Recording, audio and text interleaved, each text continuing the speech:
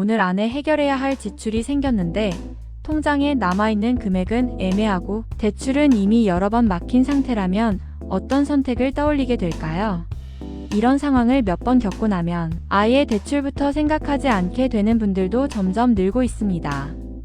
예전에는 비상금이 필요하면 비상금 대출이나 카드론을 먼저 확인하는 것이 자연스러운 흐름이었지만 2025년에 들어서는 그 방식이 더 이상 통하지 않는 경우가 많아졌습니다.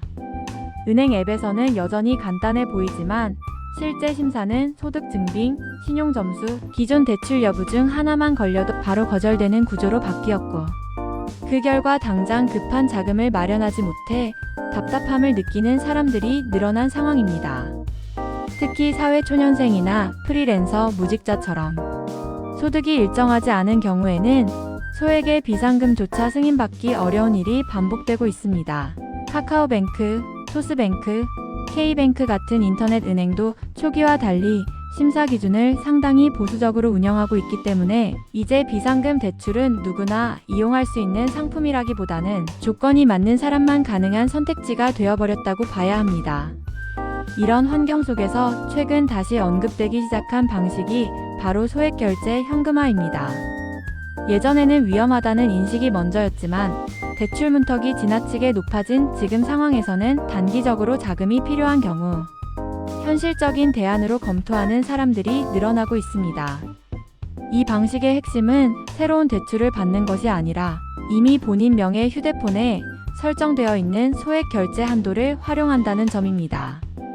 진행 구조 역시 복잡하지 않은 편으로 휴대폰 소액 결제가 가능한 한도 내에서 모바일 상품권을 구매한 뒤 안내받은 절차에 따라 진행하면 수수료를 제외한 금액이 평균 5분 이내로 계좌에 입금됩니다.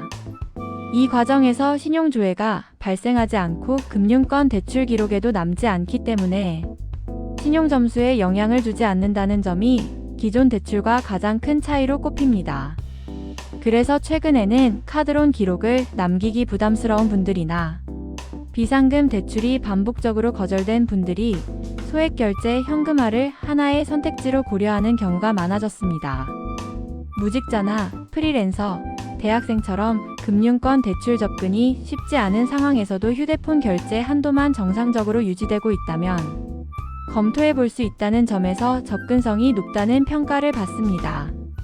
영상 하단 고정 댓글에는 안전하게 소액결제 현금화를 진행할 수 있는 정식 등록 업체 링크를 남겨두었으니 비상금 대출이 막혀 고민 중이시라면 먼저 확인해 보시고 충분히 비교한 뒤 신중하게 판단해 보시길 바랍니다.